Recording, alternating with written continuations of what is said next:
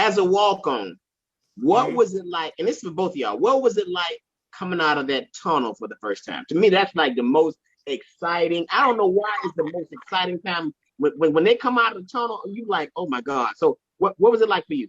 I still remember it like the back of my hand, man. It was the UCLA game. It was raining. And I remember coming out that tunnel, the lights, bright. It was so loud that it became silent. Night game. You know what I'm saying? Yeah. And for me, all I was thinking of was like, all right, this is my time to shine. I am going to warm up the best I fucking can warm up ever. Yeah. Now, I got criticized for that. Coach Thurman took me to the side. He said, "Oh, come here. Just how you talk. You gotta act like you've been here before. Okay? I'm just saying. I love what you're doing, but don't go 100% on your warm-up drills." He out there full form tackling in the warm up. Full form tackling. Oh, man. Wayne, what was it like to you when you first came out of the tunnel? It made me want more. Because you finally made it, but like the UCLA game, I didn't start, but I ended up because the person that Sean Ray got hurt in that game. And from that moment on, I started every game after that in his place. But, once I started, it was like you made it, but it made you want more. It made you thirsty for more because that crowd in Bryant-Denny Stadium, I mean, it made my skin crawl every single game. Win, lose, or draw. They were in it. They were loud. They were behind you. They had your back. And it was to me, the best environment in college football. So it was just a great experience. Hey man, coming out of that tunnel is the best experience you would ever want. I remember, like, man, we ain't talking about when you came out the tunnel of the county jail. Come on. It was me, Pee Wee, Junebug.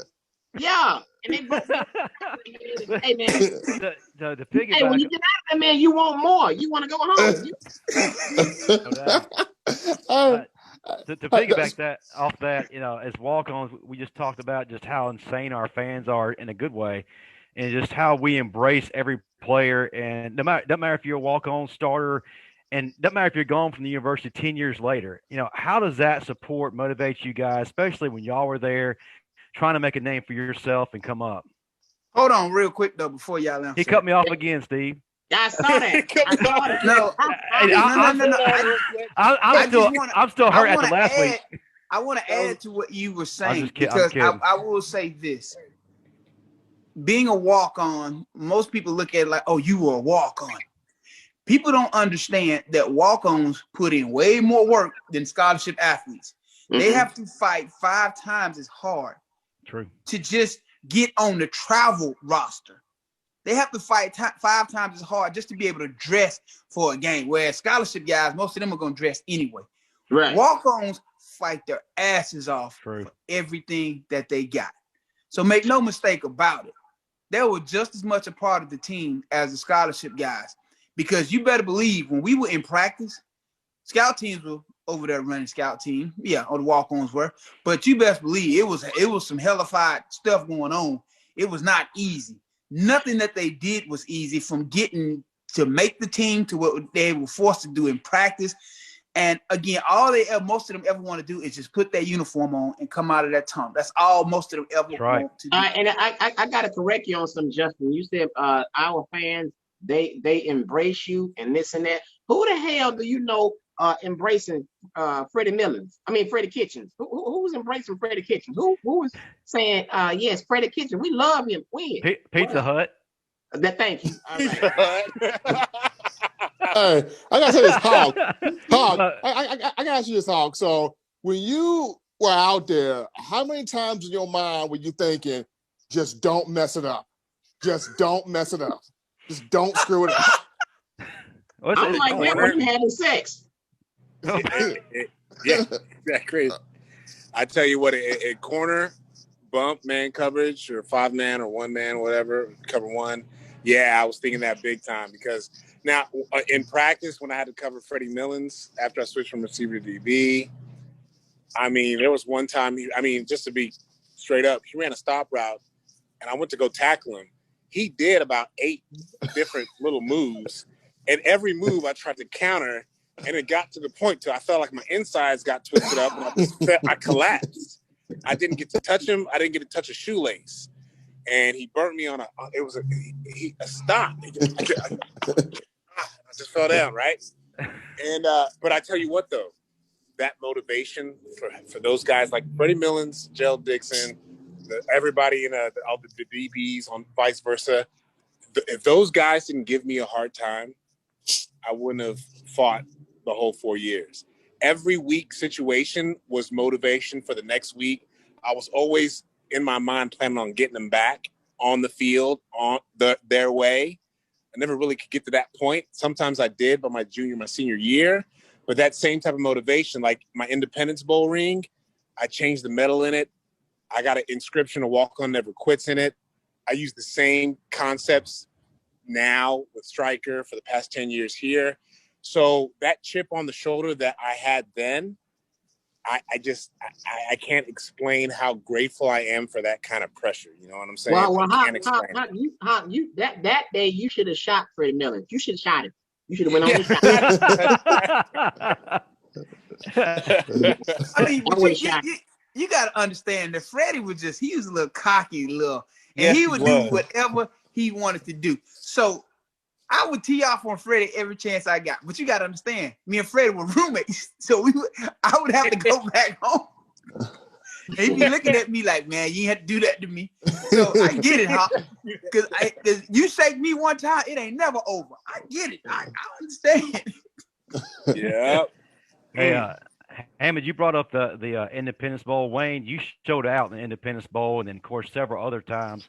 One of those times I remember very, very clearly. It was against Nick Saban when he was coaching at LSU in Baton Rouge, and you went off on LSU, man. Can you tell us about that experience and how we just whooped them?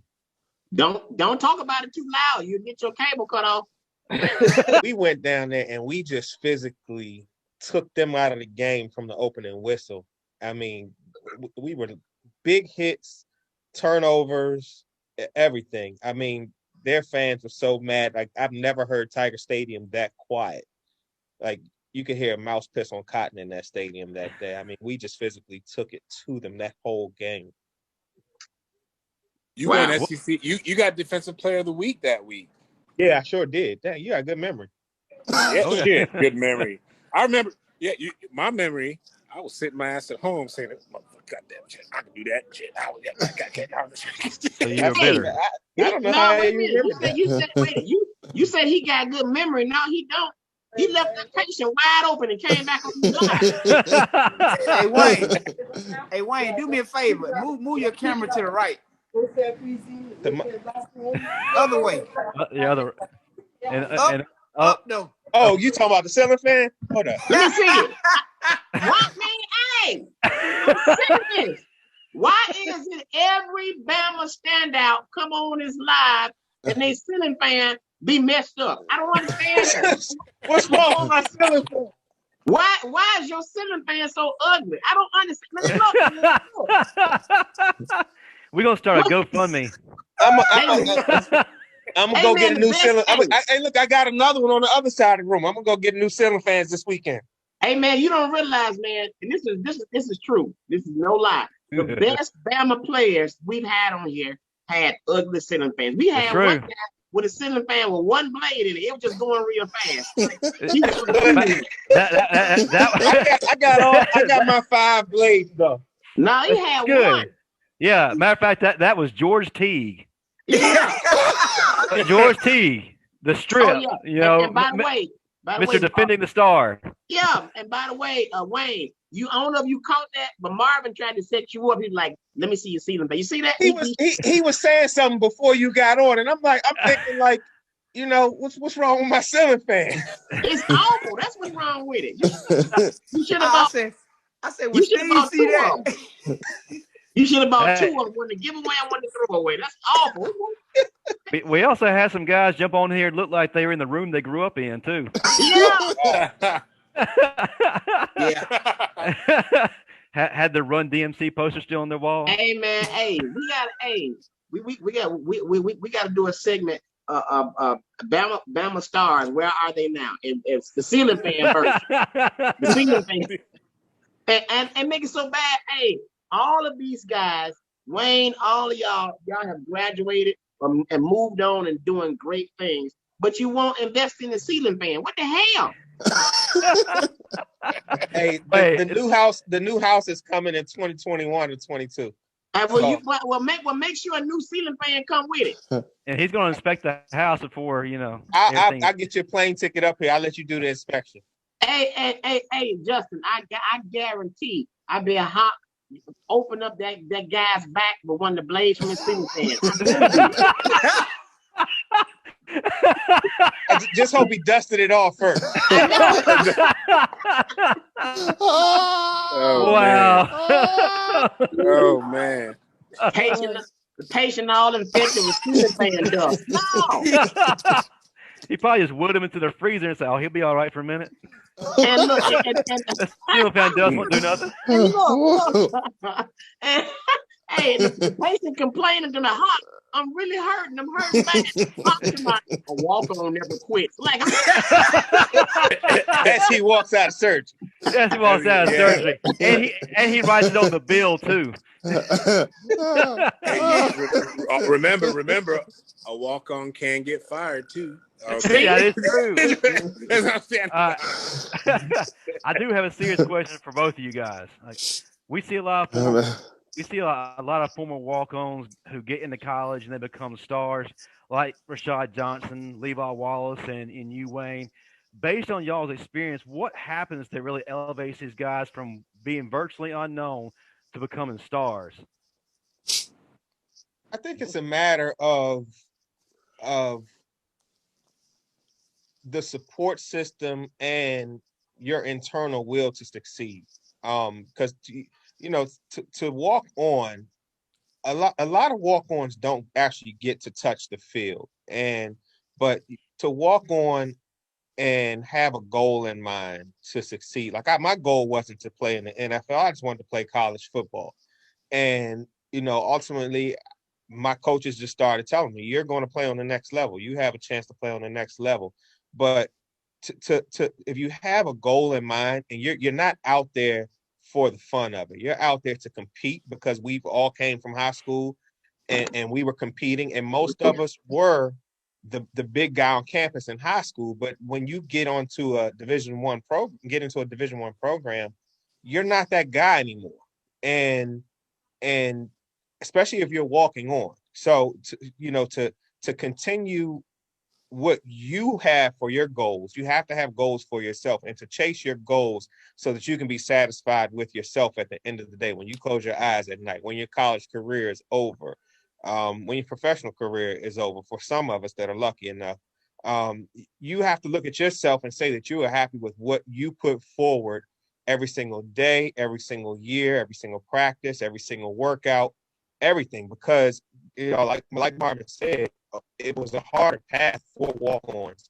And we got the 6 o'clock workouts, we have the training sessions early in the morning without the whole team, and then you come back and then you got to work out with the team. So the path is harder, but as long as you set goals for yourself and you don't want to let yourself down, and that's what was my motivating factor. Yeah, man. I'll say this though real quick. I guess I have a different respect for walk-ons than most people, because my freshman year at Alabama, they had decided that they were going to redshirt me before the season even started, which coach came back and told me was a mistake, but that's a whole nother situation. But that entire season, I spent that season with the walk-on running scout team. So I know what they go through, because I went through some of it, not all of it. And when you're on scout team and you're going against the number one offense, the Chris Samuels, the Dustin McClintocks, the Sean Alexanders, it's not easy. especially when you have all those stars going against a group of walk-ons and guys that'll probably never play, because you're outmanned.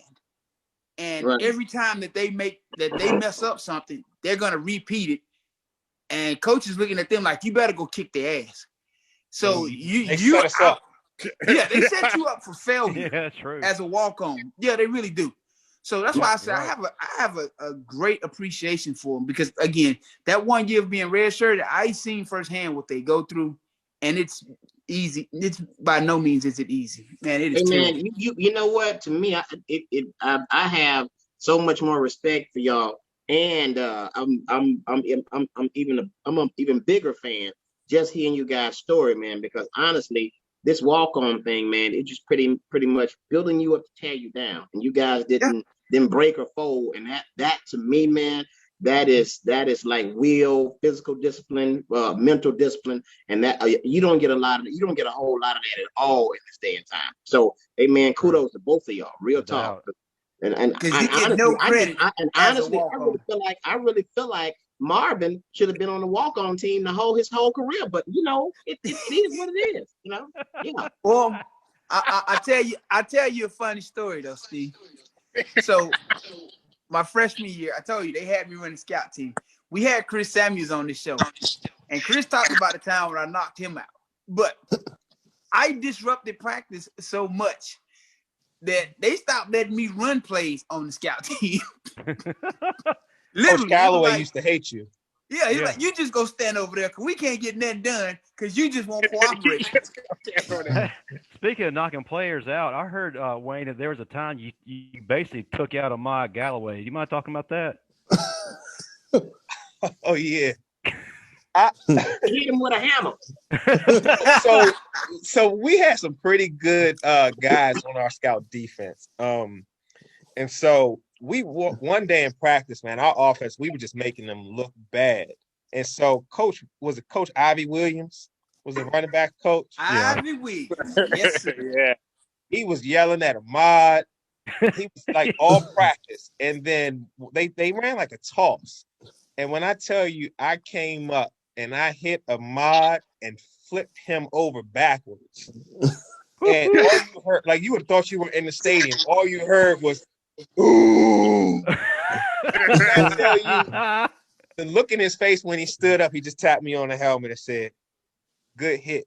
But the whole time he's walking back, Ivy Williams was chewing him a new you know what. Man, he stayed on Hamid. Yeah.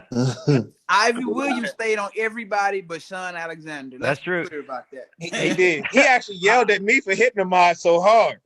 Oh, wow.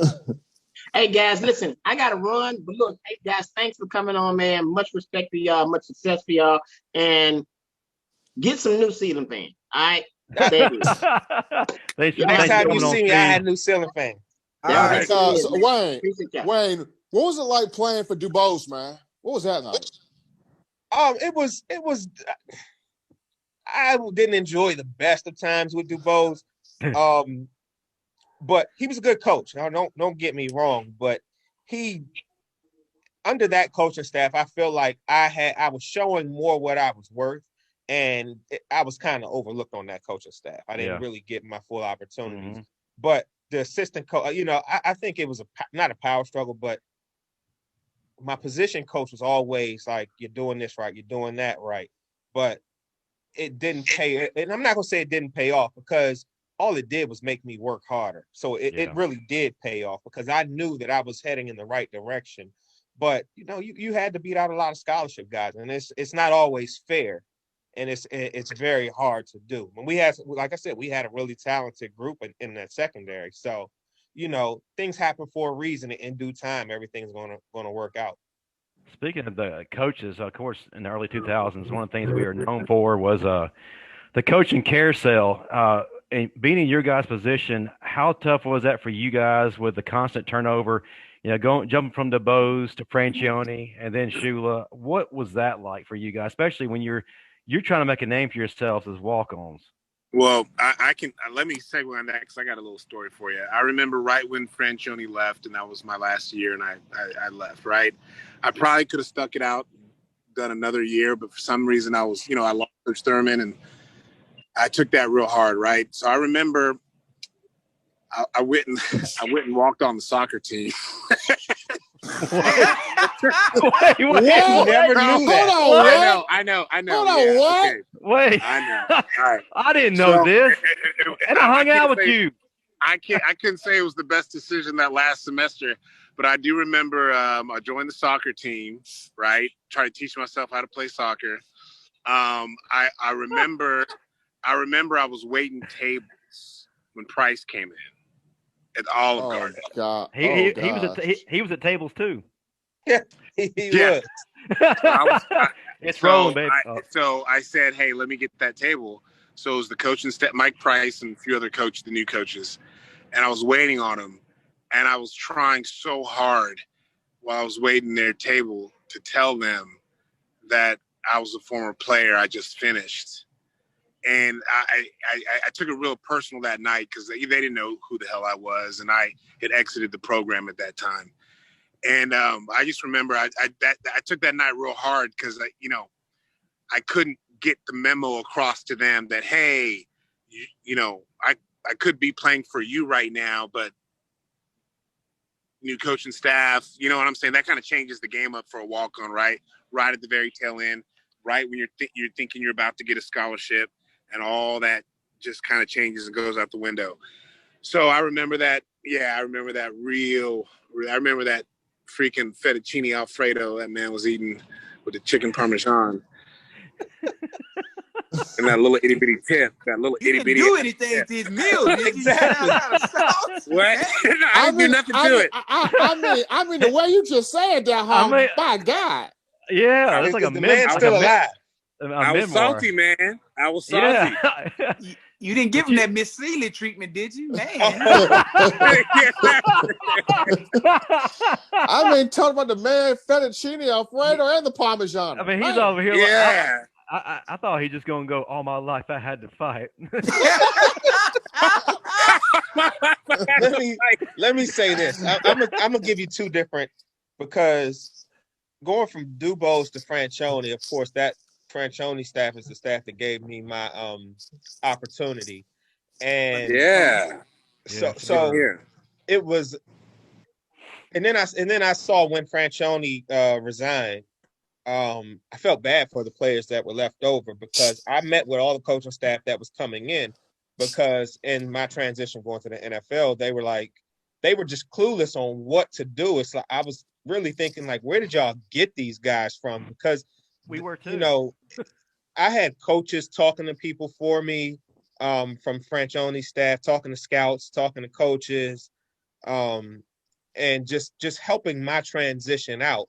And then you got a group of guys that are going to be in my shoes the very next year, and they would have had a year with them. But it was like the next coaching staff that came in, they were clueless. They didn't last that long, but it just seemed like they were clueless and they were in over their heads from the beginning. And Reggie Miles was already in the NFL, and I used to talk to him, and I used to tell Reggie, I was like, these guys, I feel bad for the players that are left behind, because they're not in good hands anymore. But the Franchione staff Dubo's staff was really good, because, like I said, Dabo Swinney gave me the opportunity. Dabo Swinney and Coach Cottrell gave me the opportunity, same that they gave Haqq the opportunity. And then I flourished under Franchione's staff. And then when Price's staff came in after that, like, I immediately felt bad for the group. Hey, Wayne, so this what happened, Wayne. This what happened. So here we go. So Price staff came in after that tip drill video. That's exactly what they did. That's exactly. Well, you got to look at this. To go from UTEP to the University of Alabama, that's a major step up in life. Well, that'll be a reason for him to get in that ludicrous video then. That'll be a reason for him to do that. Okay, look at it like this. That's almost like winning the lottery for him. You're the head coach at UTEP. Now you get the job at Alabama. That is a major upgrade. Once again, I can see why brother was doing the shake your tail feather in the video then. But the thing about it, though, Steve, he didn't even have to. You the head coach at Alabama. You ain't got to go to the strip club. They'll come to you. Yep. Another reason why I present the case. It's like curbside. That come to you. So confident, Marvin. Damn. I know. Hey, they came to us, so surely if they come to us, they'll come to the coaches. Anybody listening, I have no clue what Marvin's talking about. They didn't come to me. Hey, look. Hey, the coaches were getting. Who the hell are you? The coaches were getting paid millions. We weren't getting paid. What? No, but they came. What was that? Next topic. Next Marvin, McDonald's bag. Marvin. I'm full of kids from South Park. Hey, Marvin, don't you have the NCAA tap in our conversation? Hey, man, that's called statute of limitation. That's 20 years ago. And so, good time to take a question from the audience, and this is for Hamid. Your former teammate, Tabena Chekwa TC, wanted to know how mad did you used to get when they were changing your number? Oh, God. All right. So, I try to keep that a secret to the end of the call. So I started off with number 22. I felt great about it. Then they gave me number 29, and my name's Hamid Haqq, and Ahmad Galloway, Ahmad was number 29 too, right? Yeah. So nothing like being a duplicate. When I got 30, I felt great about it. Yeah, but most of the time I spent being Ahmad Galloway's duplicate. Now, you know what's funny? The Auburn game where I got the last 2 tackles in the Auburn game. I have been looking for those stats online for 20 years. And about a decade ago, I remember I found them under Ahmad Galloway, 2 tackles in the game. Oh, man. They stole your thunder. They just wouldn't let you be great, huh? They can't let them be great. Oh, that's messed up. That's bad.